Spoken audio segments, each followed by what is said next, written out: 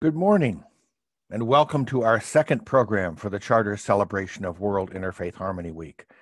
I want to begin today's program with an upbeat message, one that has its roots in the interfaith movement, a challenge to listen to people whom we might see as the other, our enemy, a stranger, a threat, and open ourselves to the potential of caring and recognizing our commonalities. In 2009, Noah, a Jewish Israeli, and Mira Awad, an Arab Israeli, performed the song There Must Be Another Way in Moscow, Russia, as part of the Eurovision contest. That song conveys a message of hope and understanding.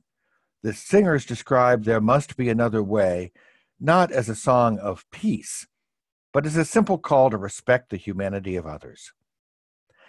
There was some controversy about the duo performing together for Eurovision. Several Jewish and Arab local artists and intellectuals called for Awad to step down because, in their view, her participation would convey a false impression of national coexistence that would be used to cover up the deaths of Palestinian civilians in the Gaza Strip.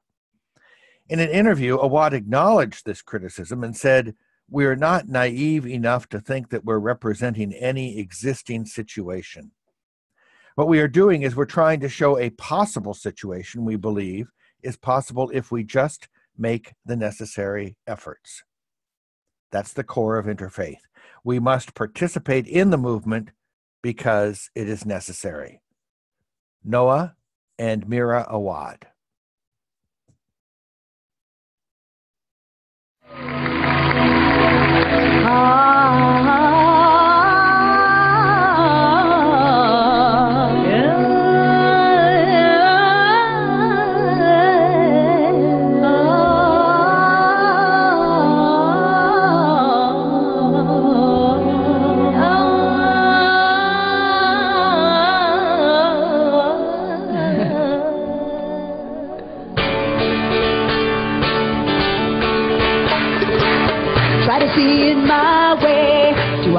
Keep on talking till I can't go on.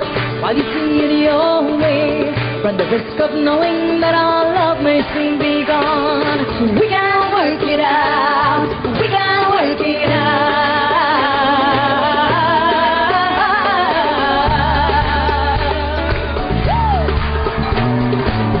Think of what you're saying. You can get it wrong and still you think that it's alright. Think of what I'm saying. We can work it out and get it straight. Don't say goodnight. We can work it out. We can work it out. Life is very short and there's no time for fussing and fighting, my friend. I have always thought that it's a crime.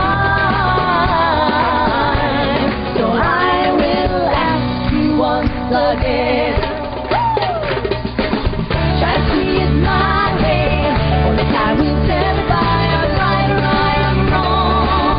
While you see it your way, there's a chance that we might fall apart before too long. We gotta work it out. We gotta work it out. Life is very short and there's no time for fussing and fighting, my friend.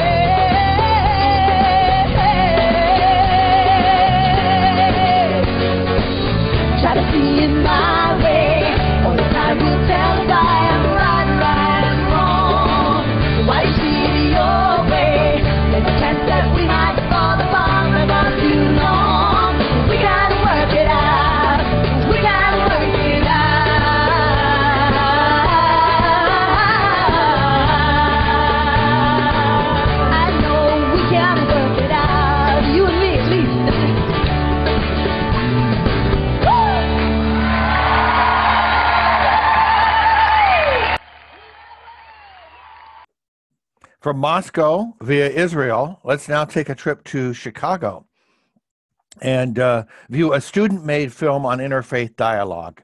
It's actually a silent film made by students at DePaul University. It's a short film that relies on 4 possible ways of having interfaith dialogue. Let's take a look.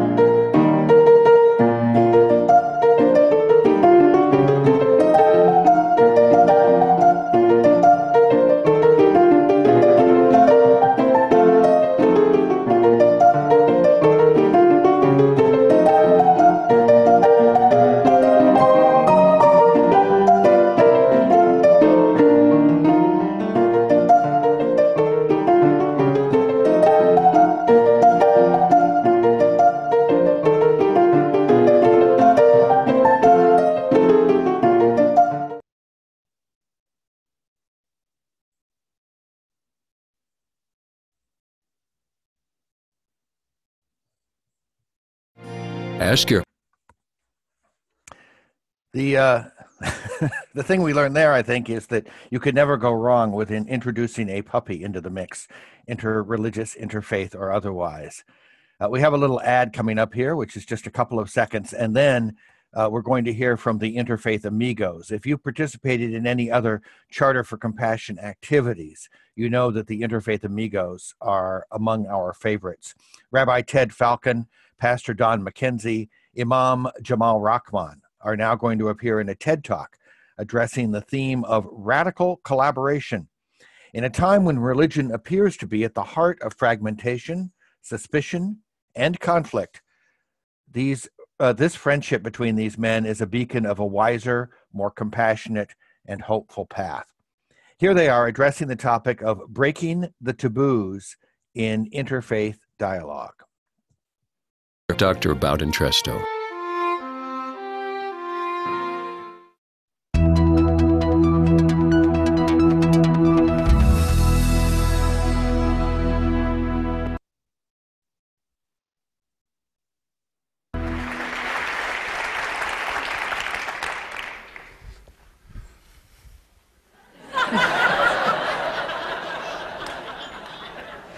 We are Three Stooges fans, actually.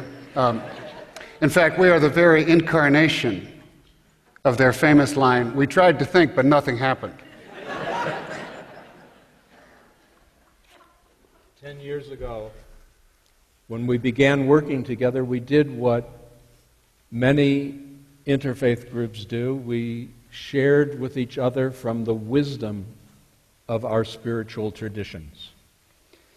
Let's try again.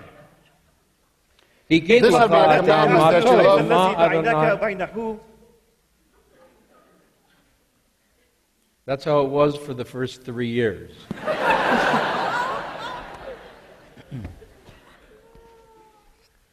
The passage I was reading was from the prophet Micah, calling us to act justly, to love kindness, and to walk with integrity.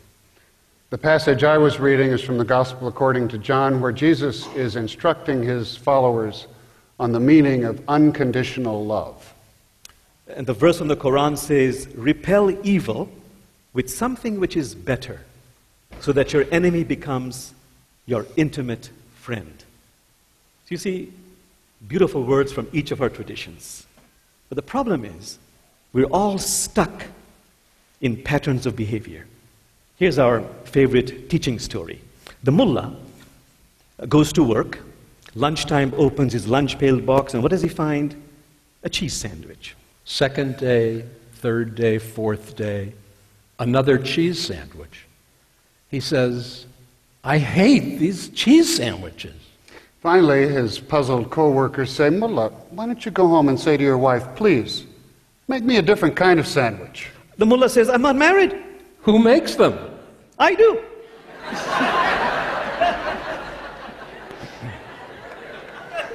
When 9/11 revealed a far more serious kind of stuckness, I immediately called Jamal. I knew him, we had never worked together, and I invited him to share with me at the Shabbat service that week, because it was crucial. It was crucial to offer a more authentic face of Islam than the face that created the fear of all Muslims, supported by the media. So Rabbi Ted and I became good friends.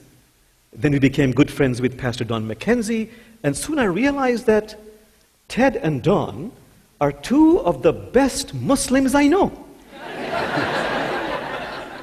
We had to shoot them. But of course they missed lousy shots.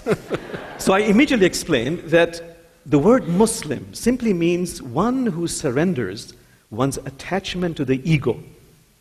So as the Quran says, one can bring a heart turned in devotion to God. They understood completely, and we averted a major global crisis. Thanks be to God.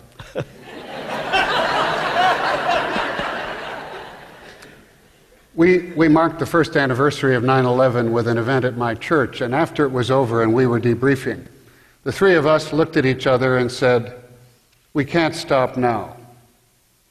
And our work has evolved with a framework that contains the idea that true interfaith dialogue can lead to effective collaboration on the moral issues facing our world today. People have asked us, why is interfaith dialogue so difficult? And one of the reasons we suspect has to do with the confusion between the particular and the universal. Every authentic spiritual path is an avenue to a shared universal. But that universal is far greater than any particular path. And when the particular path assumes that it owns the universal. When a Jew says, we are the only chosen people, when the Christian says the only way to God is through Jesus, when the Muslim says the Jews and Christians got it wrong and we finally got it right, we're in for serious global difficulties. Spirituality is inclusive. Spirituality points to the absolute interconnectedness of all being. In interfaith dialogue, we are able to share with each other the beautiful teachings in our traditions focused on oneness and unconditional love and compassion. But if we are to truly engage, we must share as well those areas that have been the taboos, the areas in each of our own traditions which are inconsistent with those core teachings. Inconsistencies like exclusivity, violence, inequality of men and women, and homophobia. Especially exclusivity. And I'm right about that. That's my story. And you're sticking to it. Okay. You know, we laugh to keep from crying often, but we also laugh because it gives us hope. And it gives us hope because comedy always eclipses tragedy in the same way that the oneness, the unconditional love, and the compassion can eclipse the woundedness and the brokenness of our world. In God's eyes, nothing is ever irreparably broken. My participation in interfaith dialogue has given me the opportunity to acknowledge the Christian repudiation of Judaism, of Islam, in fact, the repudiation of anyone and anything not truly Christian, not truly Christian. For many non-Christian people, the cross has become a symbol of an oppressive and arrogant triumphalism that has led to a tragic and destructive repudiation. For me, the cross shows us the extent to which one can and sometimes must go to make unconditional love real. I look forward to the day when the cross symbolizes the unconditional love that Jesus came to teach. In some very remarkable verses, the Quran says that if Allah wanted, Allah could have made all of us, all of humanity, one single community. But out of a divine design, God chose to create diversity so that, as the Quran says, you might get to know the other. Can you get to know the other on a human level? Not to change the other, but simply to connect heart to heart. This is a very critical verse. Sometimes the institution of religion makes this difficult. Here's another very well-known story. The Spirit of God comes down and reveals certain basic truths to some people, but then the devil comes along and says, let me organize that for you. And that sometimes is called religion. So you see, interfaith is not about conversion. It's about completion. Becoming a more complete, fully human being. And from this place of inner spaciousness, we can then collaborate on projects which are dear to all of our hearts. Issues of social justice and earth care. That is why this beloved 13th century sage, Rumi, says, in fact he uttered, "Oh God, you have created this I, you, we, they, to play the game of adoration with yourself." Let's play this game of adoration. Our theme song contains words in Arabic, Hebrew, and English. Bismillahirrahmanirrahim.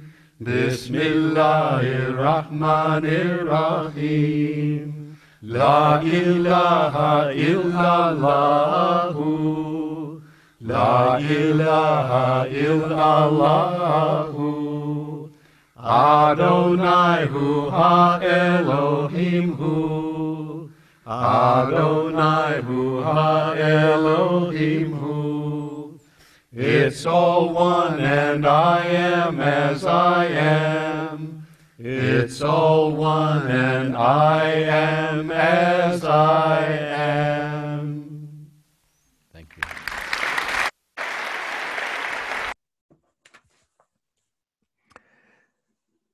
In our first segment, we talked about how being part of the interfaith movement demands that we engage in compassionate action.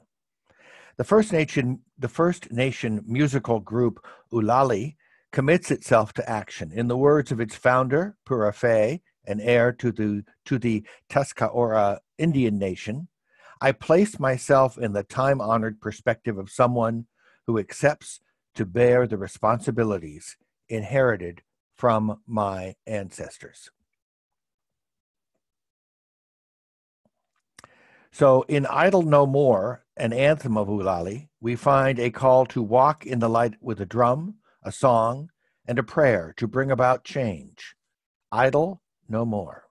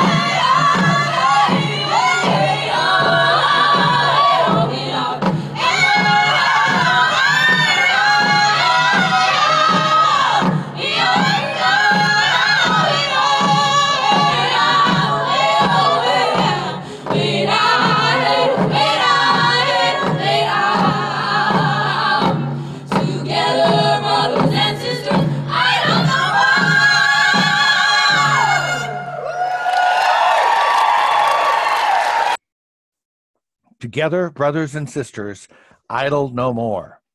From Idle No More to a 2009 address by Elie Wiesel, presented to 16,000 youth at We Day in Toronto, Canada.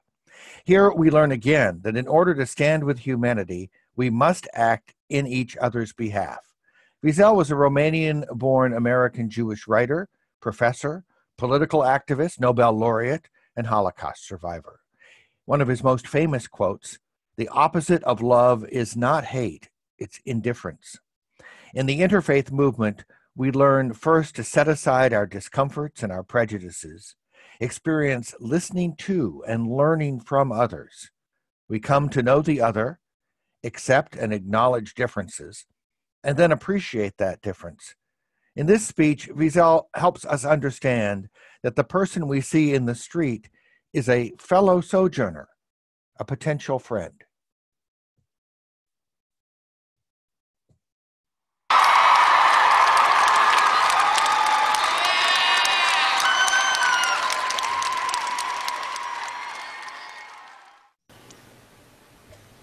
My young friends, when I was your age, the world was a different world. At that time, totalitarian power existed in the world. On one hand, communism with its dark laboratories of death,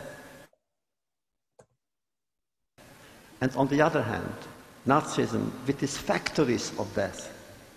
And therefore, when you will have read it, you will ask yourselves, how did I, the person who speaks to you, manage to survive? That was an accident. I have never done anything to survive.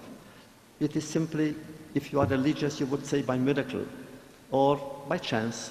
But the fact is, how could one survive and speak about humanity and speak about faith in culture, faith in civilization? Now you heard Heather again quoting me that I am against indifference. You cannot enter a classroom with indifference. You are in your classrooms with your friends, future friends, and what do you learn? Not only that truth can never be an abstraction, but it must be part of a human being. You look around you, look at the neighbor sitting next to you. That young boy or girl may be a future Nobel Prize winner. Who else can tell you that but me? It's possible. Why not? It's all something that depends not on destiny but on yourself. It's not that you would want to win a prize, but you will do so many things in physics or in medicine for the welfare of humanity that you will get such a prize. But even if you don't get it, the fact that you are here to support and to help and to love and to assist and to explore on a journey with a person, another person, boy or girl, that's already a reward in itself. But what will you remember? You will remember, therefore, that indifference is not an option, just as racism is not, just as evil is not. I said that the opposite of love is not hate but indifference, but that is true also of education. The opposite of knowledge is not ignorance but indifference. The opposite of beauty is not ugliness but indifference. The opposite of life is not death but indifference to life and death. So there are so many things that you are learning from each other, with each other. What I had to overcome is to see in the other in the street, in the passerby, not an enemy, but a fellow sojourner. Not an enemy, but a friend, a companion, someone whose hand, when it is open, is a gift in itself. You will learn that nothing in the world justifies death. We are told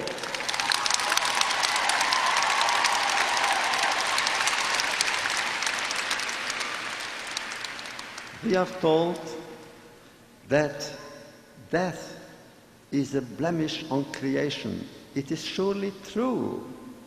But remember that life is sacred, and therefore life cannot be replaced. Functions can be replaced, but not life. In my town, when they came, the enemy came, and we said to each other, it's impossible.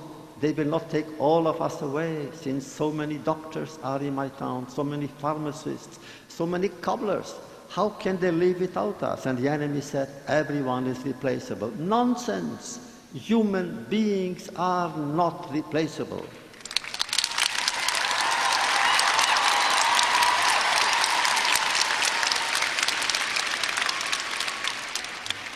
And so, a few words that I will simply give you as the lesson I have learned.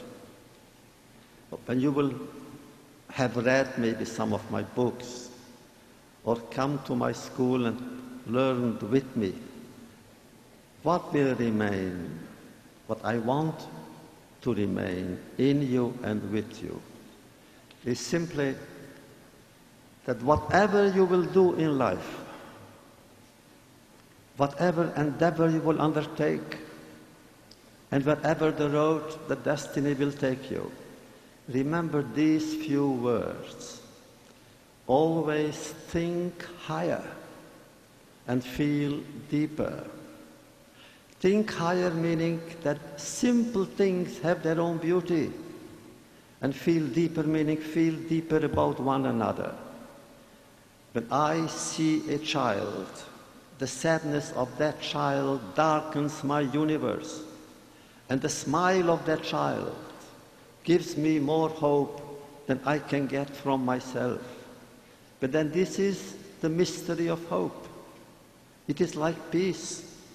It is not gift to one another, God's gift, but the gift that one gives to one another. So I offer you the idea that you will find, of course, despair in books. It's okay, because you will overcome them. You will find other books who will surmount that despair. But never accept to be a despair to someone else.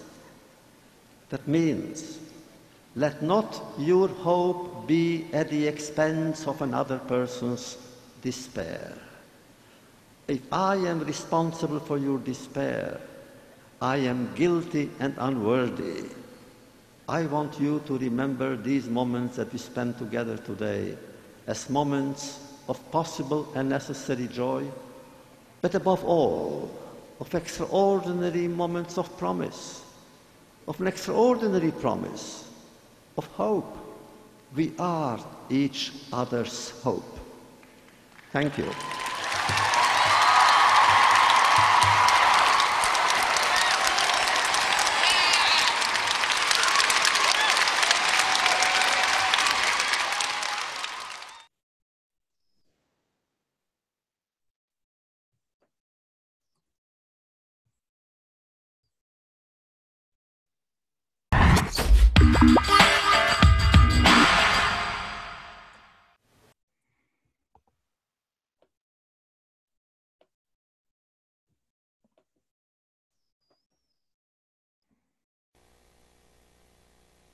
Eli,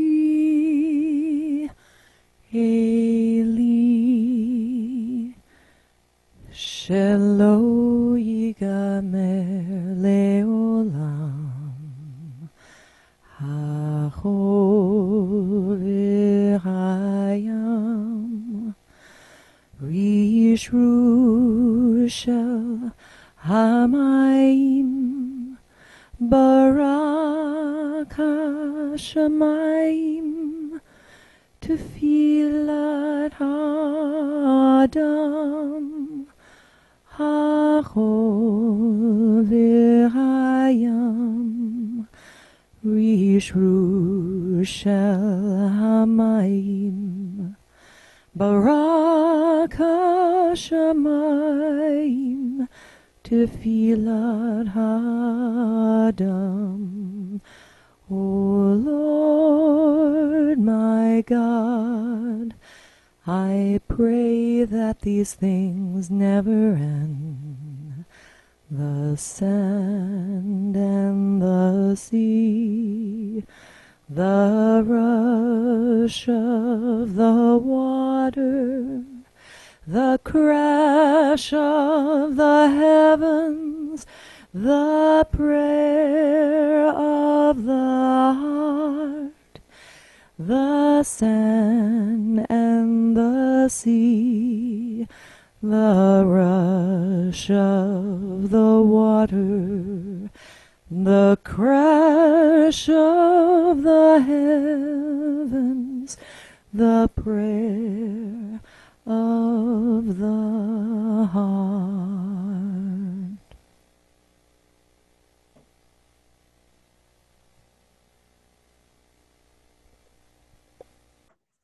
You just heard Susan Salador singing Eli, Eli, Eli, Eli, O Lord my God. It's a song taken from a poem written by Hannah Sheens. Sheens was trained by the British Army to parachute into the former Yugoslavia during the Second World War in order to help save Jews of Hungary who were about to be deported to the German death camp at Auschwitz. She was arrested at the Hungarian border, imprisoned, tortured, eventually tried and executed by firing squad. Our second program is coming to an end. We're grateful for your participation and hope that these two presentations have offered inspiring and challenging moments to you. We will be posting the videos and a script online, and we will share it with everyone who registered for these classes, these presentations. And we'd very much enjoy hearing from you. Please write us at contact@charterforcompassion.org. We are closing with an interfaith service, Way of Unity and Peace. It was an event sponsored by the Vatican in 2015. The closing song, Amazing Grace, is sung here by Darlene Scheck, best known as a Pentecostal singer and songwriter from Australia. Don Moen, an American singer, songwriter, pastor, and producer of Christian worship. And the Italian tenor Andrea Bocelli, and once again, the Israeli singer Noah. Amazing Grace.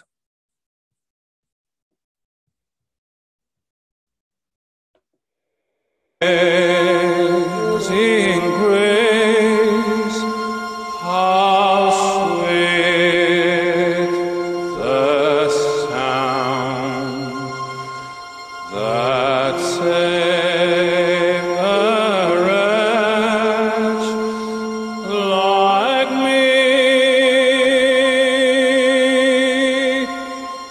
I once was lost, but now